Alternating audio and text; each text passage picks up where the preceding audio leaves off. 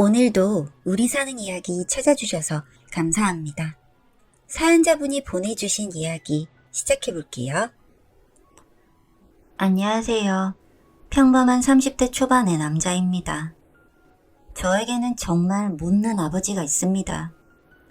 술을 좋아하시고 의리를 중요하게 생각하시며 남들에게는 누구보다 친절했던 아버지는 집에만 들어오시면 저와 남동생, 어머니를 괴롭히는 못난 아버지였습니다. 그렇게 제가 중학교를 졸업할 무렵까지 아버지의 폭언과 폭력 속에서 자랐고 참다 못한 어머니는 결국 이혼을 하셨습니다. 그 뒤로는 생계는 어려웠지만 그 어느 가족보다 똘똘 뭉쳐 잘 살아왔습니다.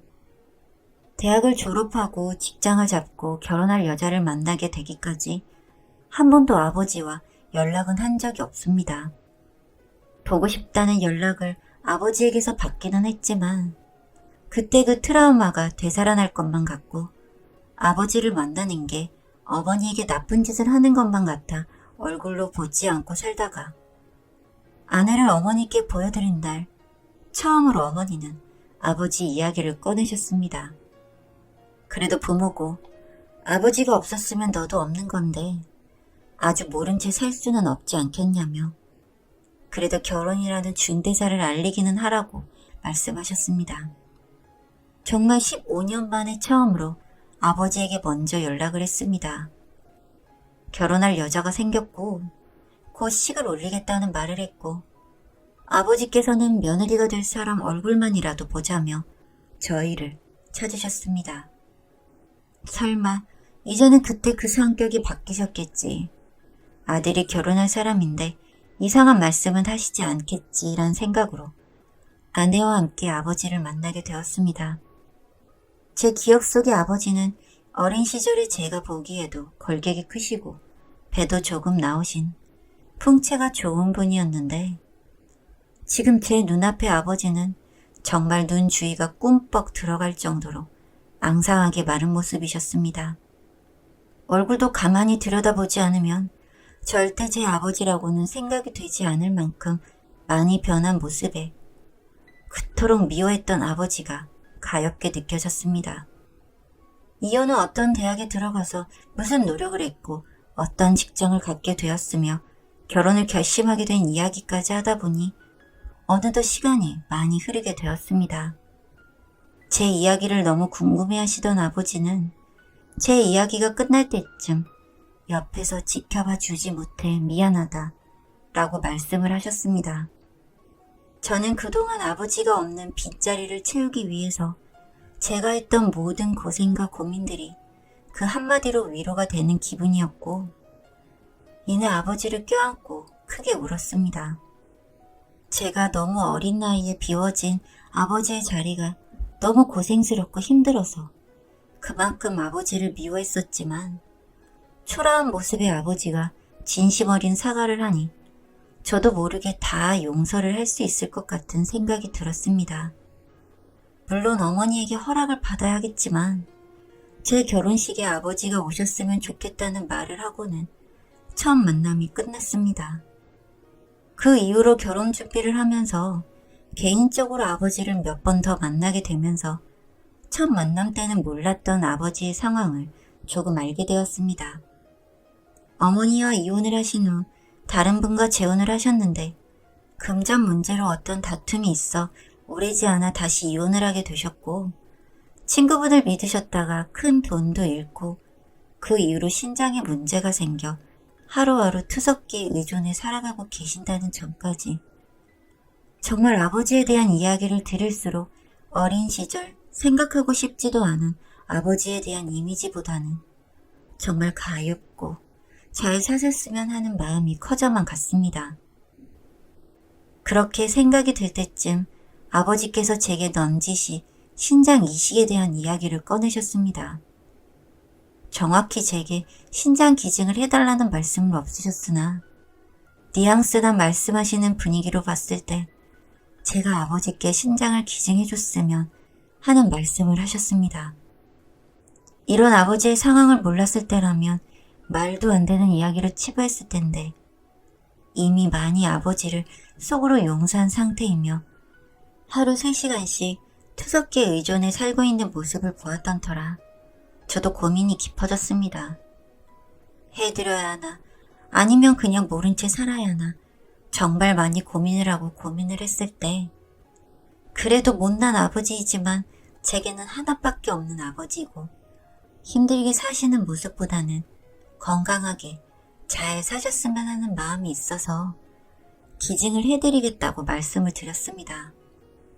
처음 이야기를 들으셨을 때는 한사코 거절하시다가 이내 너무 고맙다며 제 손을 잡고 펑펑 우셨습니다.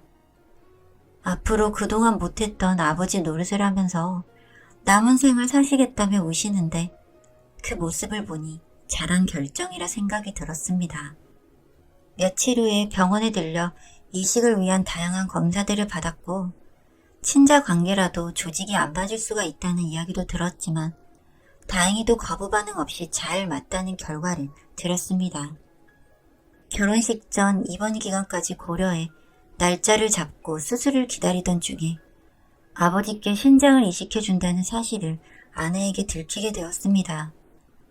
아내는 한사코 반대했습니다. 제 어린 시절의 과거를 알고 무엇보다 신장 이식은 작은 수술도 아니고 후유증도 생길 수가 있는데 그런 결정을 어떻게 쉽게 할 수 있느냐며 저를 몰아세웠습니다.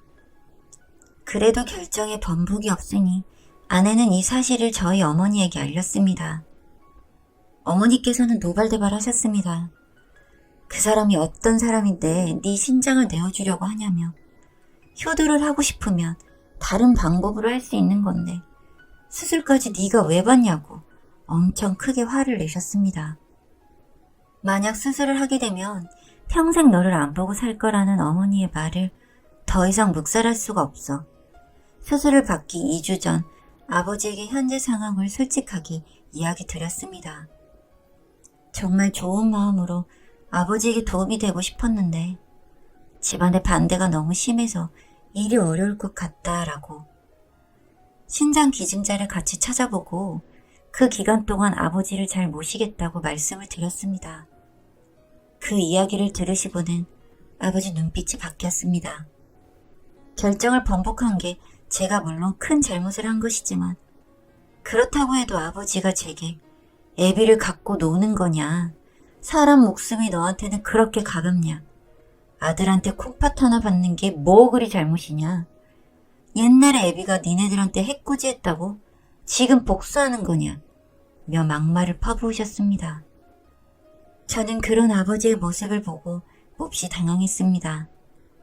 그 전까지는 예전의 모습은 기억이 나지 않을 만큼 초라하고 약해진 모습이었는데 지금 제 앞에서 막말을 퍼부으시는 아버지의 모습은 어릴 적 트라우마가 떠오를 만큼 몹시 격양되고 무서운 모습이셨습니다. 저는 어린 날 작은 방에서 혼나던 그때 그 일이 떠올라 가슴이 두근두근거리고 땀이 나 다음에 다시 이야기를 하자며 자리를 빠져나왔습니다. 그러고는 한참 동안 손발이 떨리고 가슴이 진정이 되지 않았습니다. 그날 이후로 제게 하루에도 몇 통씩이나 전화가 아버지께 왔습니다. 처음에는 천천히 지금 상황을 어머니에게 설명하고 이해를 시키면 되지 않겠냐 라며 달래듯 전화도 왔다가 당장 수술 받으러 가자며 네가 꾸물거리다가 내가 죽게 생겼다며 호통도 치시고 종잡을 수 없을 만큼 감정 기복이 심하셨습니다. 일주일을 그렇게 전화에 시달리다가 결국 아버지께 죄송하다고 신장 기증은 어려울 것 같고 앞으로 예전처럼 서로 연락하지 않고 지냈으면 좋겠다고 말씀을 드리고 연락을 끊었습니다. 통화도 차단하고 혹여나 제가 사는 곳을 알까봐 제가 드렸던 말 중에 무슨 문제가 될 만한 게 있는지 곰곰이 생각도 해보았습니다. 다행히 제 개인정보에 대해서는 말씀드린 게 없어 앞으로 남은 저의 결혼식만 생각하기로 했습니다. 그렇게 결혼식을 3일 앞둔 어느 날 사고가 터지게 되었습니다. 신호를 건너다 낯선 차에 치이게 되었는데 차에서 건장한 남자 2명이 내리더니 쓰러져 있는 저를 차에 태우려고 했습니다. 사고가 생각보다 크게 나지 않아 정신은 또렷했던 저는 이 사람들에게 끌려가면 큰일 날 것만 같아 골목길에서 소리를 질렀습니다. 절대 안 끌려가려고 신호등을 붙잡고 매달려 있었고 2명의 남자들은 저를 끌고 가려 용을 쓰는 상황이 벌어졌습니다. 다행히 제 고함 소리를 들은 아주머니 한 분이 다가오자 그 남자들은 도망을 갔고 추후에 경찰에 방금 있었던 일을 신고했습니다.